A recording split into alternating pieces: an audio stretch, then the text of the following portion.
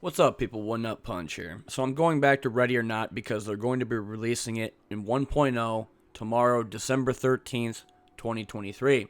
And the reason why I wanted to go back and play it was because a long time ago when I bought it in early access, like when it came to Steam firstly and they had the different type of editions from standard to the supporter edition, and then people got cucked because whenever they came out with new updates, they'd give all the supporter edition stuff instead of giving anybody else that bought the standard game all the updates during early access. Now that it's coming out from early access into full release with 1.0, they're talking about a new mode that's coming out that's supposedly going to change all the campaign, and it's going to add more additional content, more customizations and quality life improvements, as well as probably more guns that we probably did not get when the supporters all got it, and all the standards got, again, screwed because we didn't really give them a bunch of money.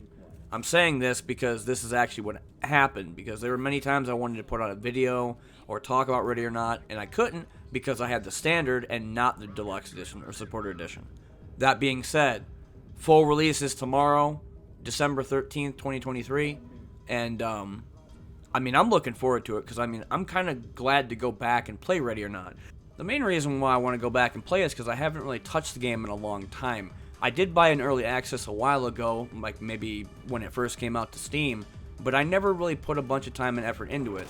Mainly because there wasn't a whole lot of maps, the AI was buggy, and there wasn't a whole much of stuff to do in the game. Now they've changed everything. They've got the home base changed, you got the kill house or the killing range changed, you even have the market for where you get your guns changed. There's a bunch of different stuff I haven't even seen before.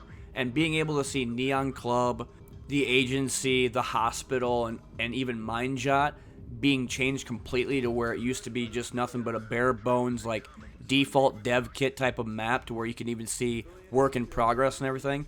The other thing that there was a bug in the game where if you shot the vending machine, there was a bug to where it would change colors or change a different brand name from what it was. So that was kind of weird back then, and now seeing it more fleshed out. And then, of course, with one day away from being able to go full release, I'm hopeful, but then I'm also skeptical because their AI is still pretty stupid. For example, they're talking about Commander Mode, which is supposedly like a campaign that will like change procedurally, or it might even get different depending upon what mission it is and what map it is.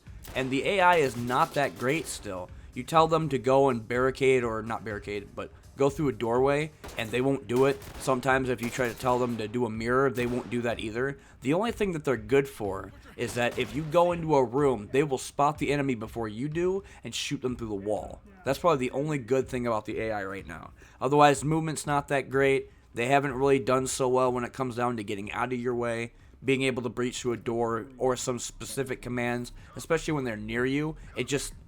That's always been an issue for Ready or Not that I hope they fix, or they put out patch notes and stuff for later on, because I'd like to see them do more with the AI being like more adaptable and having like more of a personality, or rather like their own type of direction, rather than you telling them, hey, breach a door, hey, mirror a door, hey, do whatever with this. So I'm hopeful that they will do more things later. It's just, how will launch go? Will we see everything that unlocks immediately on day one? Will everybody be able to get it? Will there be issues more? Will there be more bugs? Who really knows? But whenever it comes down to Ready or Not, they've done pretty good when it comes down to fixing the game and being able to improve upon it as time goes on.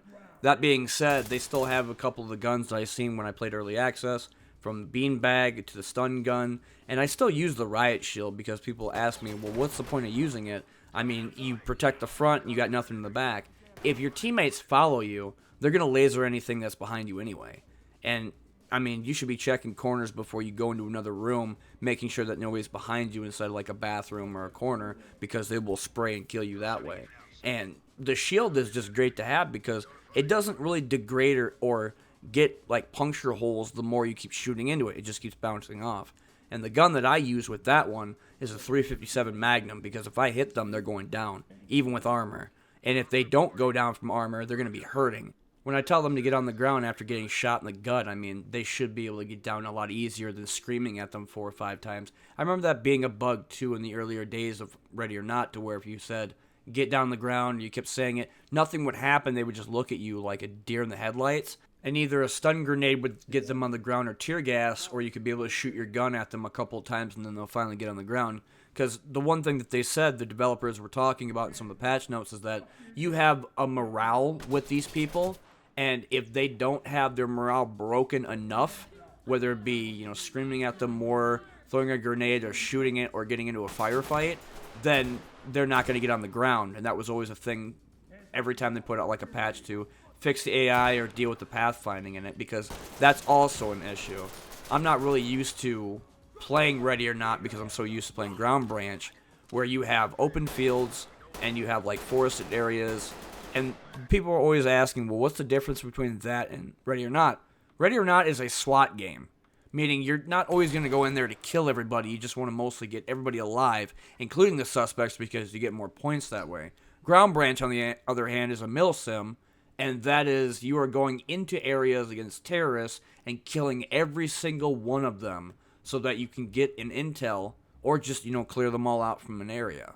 That being said, I can't really say much else when it comes down to the rest of Ready or Not. They just talked about the commander mode being the end-all be-all for 1.0, and that's going to be the biggest update that there is. Probably new weapons that we didn't get from the supporters getting it, and then maybe some other things, but we'll just have to see what happens. I'll let people know in another video tomorrow, because I got a couple other videos to do, as well as Blackout Protocol. I'm going to probably also talk about Nuclear Option, and about another video as well I'm working on for something else that's later on in 2024. But anyway, I've been One Nut Punch, and this has been another video. Thanks for watching as per usual, and I'll see you later in the next one.